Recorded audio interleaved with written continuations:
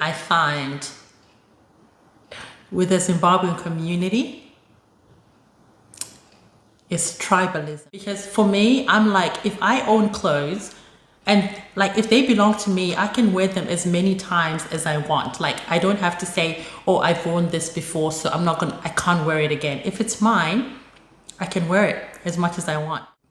Sometimes they can be a little bit nosy.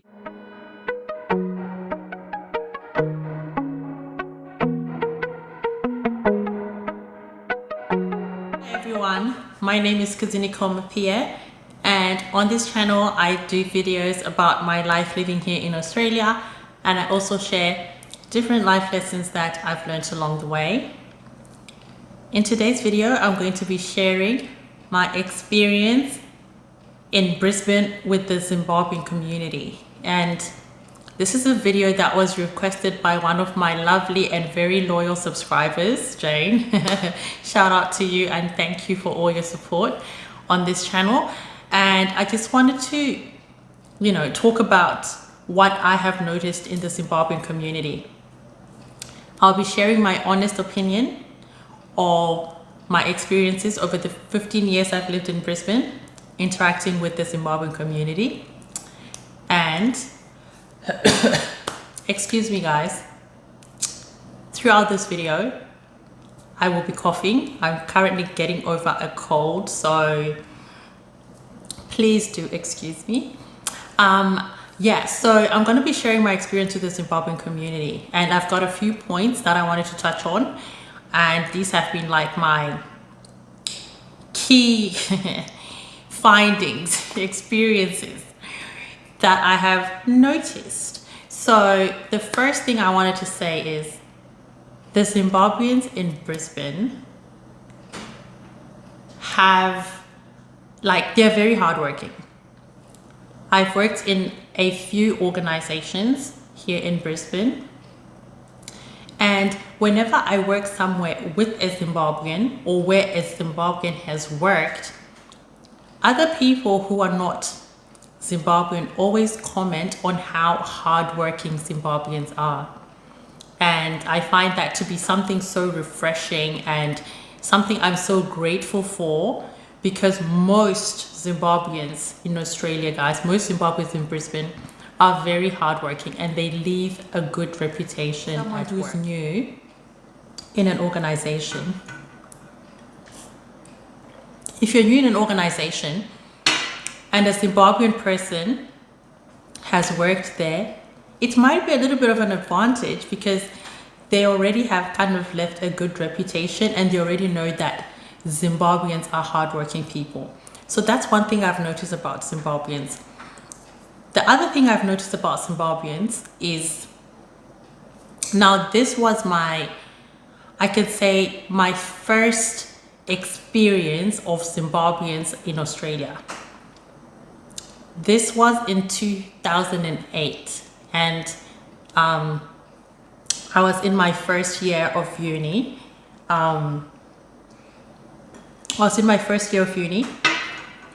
And I was actually at the campus waiting for a bus to go home.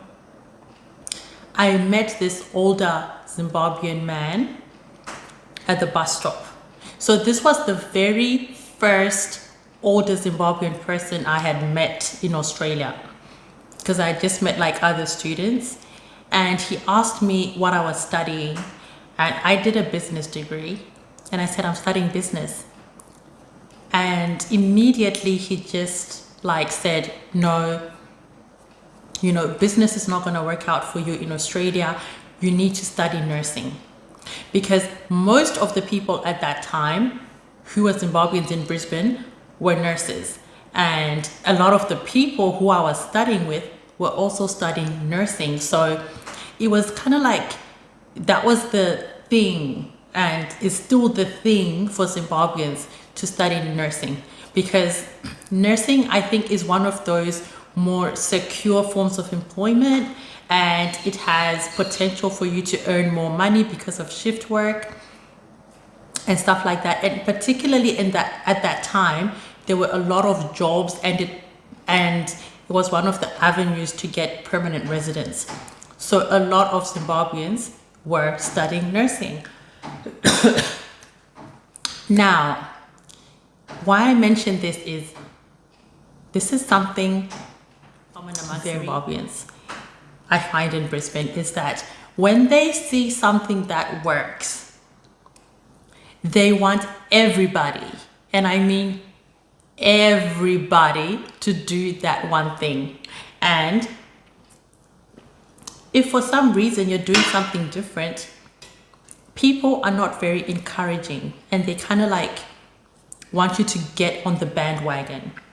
There's always some kind of bandwagon that Zimbabweans are on. I find, whether it's in professions or in business.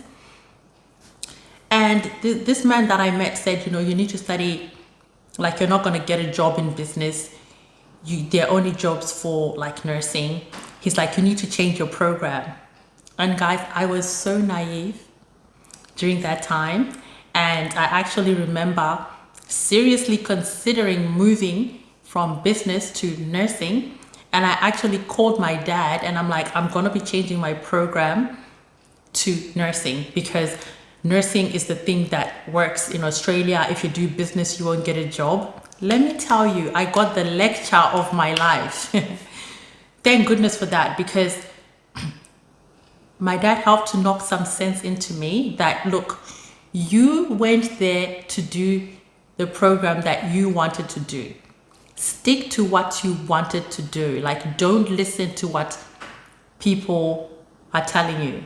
Like, people will always tell you different things. You need to stick to what you know. What you know you want to do. So after that, I stuck to my business degree.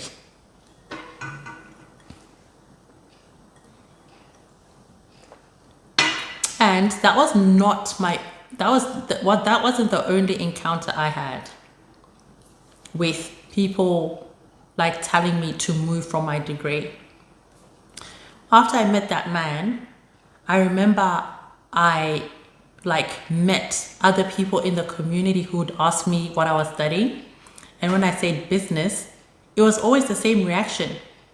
What are you going to do? There are no jobs for business. There are only jobs for nursing. Like, I had to just really just keep encouraging myself that I'm going to get a job after I graduate. And the ironic thing is, I actually got a job in my field before I even graduated. And I was so scared that I wasn't going to get a job. And I think that's what actually pushed me to reach out and start applying before I even graduated, because I was scared that what everyone was saying was going to be true, that I wasn't going to be able to get a job in business. But I did. So sometimes Zimbabweans in Australia, I find they can sometimes be on one thing. Like, if they know one thing works, excuse me, they always stick to that one thing. And they want someone who can stand on your own and encourage yourself. Even in business, like sometimes I find that people will be in one type of business because that's what works. And if they hear that someone is doing a different kind of business, it's always, oh, that's not going to work. You need to do this. And whoever wants to go into business just does that one thing, even if it's something they're not passionate about. And I find that sometimes it can be a bit, negative, in that people are forced to get into things sometimes that they don't want to do, but because they think that's what everyone's doing, that's the only thing that's going to make them successful. And the other thing about Zimbabweans living in Australia, Zimbabwean community in Brisbane, is sometimes they can be a little bit nosy. And what I mean by that is, people want to find out a lot about your life, like as if they're kind of entitled to that information. You can go to a function and you're there for a party, you're there for, a baby shower, a birthday. And instead of people just kind of having that small talk and talking about general things, people want to know like some intimate things about you, like what kind of visa are you on? Even like, you know, things that are a little bit intrusive. Like sometimes I find Zimbabwean community are not afraid to ask some really intrusive questions, which can be uncomfortable sometimes. I'm not sure if that's how people find connection, or is it a way to find comparison? I don't know, but sometimes it can be a little bit much, and it can discourage people from, you know, really interacting within the community, because sometimes you don't want people to be asking you things, and you don't want to always have an excuse as to why you don't want to share that. The next thing is Zimbabweans in Brisbane, I find, are very materialistic. And what I mean is you are judged by your material possessions more than your character. And this is something that I have experienced like throughout my stay in Brisbane with the Zimbabwean community. Is before people can really want to be sometimes interested to get to know who you are, they're more interested in what kind of car you drive, or what you're wearing, where you live, what kind of house you live. And it seems like a bit of a material competition. And I think sometimes people procure things that they don't even want or can't afford or don't need, just in order to fit in to the community. People can get, you know, into all kinds of financial trouble, I find sometimes, because in the Zimbabwean community, people are really, you know, judgmental about your material possessions, and they kind of like put you into different classes, into different boxes based on what they think you have or don't have.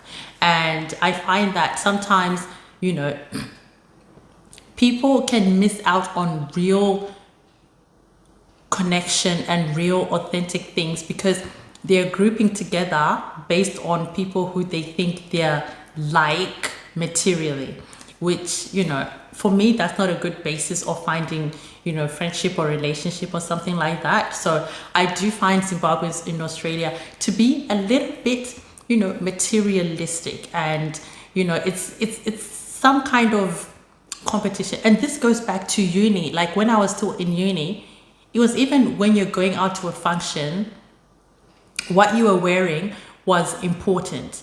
Like I remember I had this situation with this group of girls, because for me, I'm like, if I own clothes and like if they belong to me, I can wear them as many times as I want. Like I don't have to say, oh, I've worn this before, so I can't wear it again. If it's mine, I can wear it as much as I want. And we were going to this particular function, and you know, I was wearing clothes that, you know, they have seen before, and it was just to them basic clothes.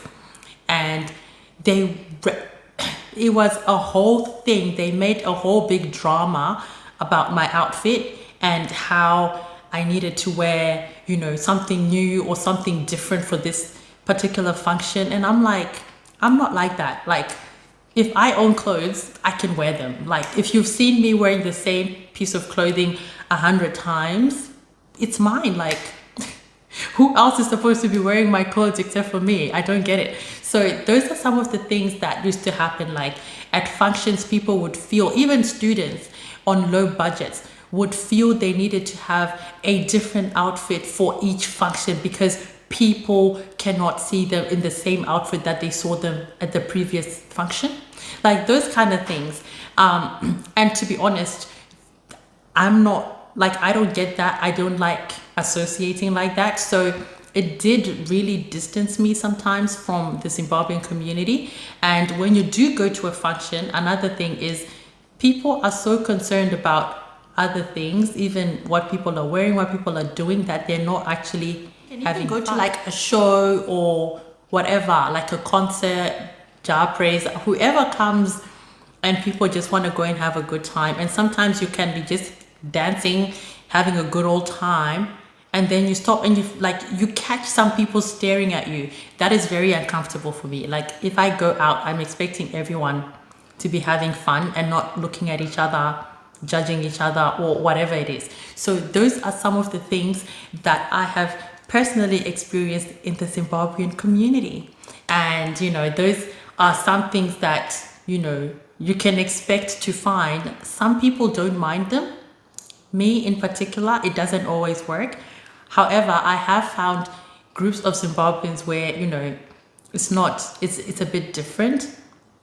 My close family friends, my close friends are all Zimbabweans. So it's not like I don't hang around Zimbabweans, but I find that, like, as a community as a whole, these are some of, you know, the common things that Another thing I find with the Zimbabwean community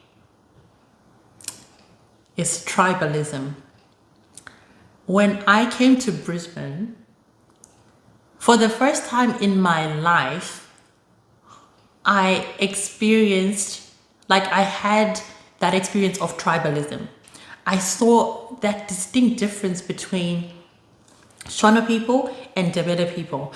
And where I come from, maybe that's the way I was socialized, because, you know, my mother's side of the family, there are a lot of Ndebele people in there. My father's side of the family, a lot of Shona people. So I've always had, like, relatives from both sides who are Shona and Ndebele. So I've never really had that experience of tribalism. It's always been, you know, very harmonious. But when I came to Brisbane, I noticed that Shona people hang out on their own and Ndebele people hang out on their own. And there is a little bit of tribalism that I do notice, to be honest. And that is very heartbreaking, because you think that, you know, if we're all from the same country and we're all in a foreign land, we would all be united. I'm sure there is a lot behind that, but I do wish that, you know, we were more united as people from the same country. I know it's not always as simple. People do have, you know, legitimate experiences that they've had, and, you know, past traumas and all that kind of stuff, and past relations that they've had that haven't gone well. So I can't really, like, blame people and say, oh, you should just get along. There's always more to the story.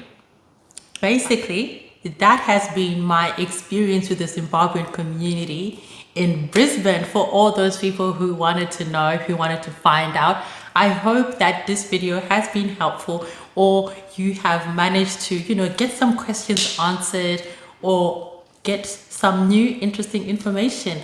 Well, until next time, I'll see you in my next video. Bye.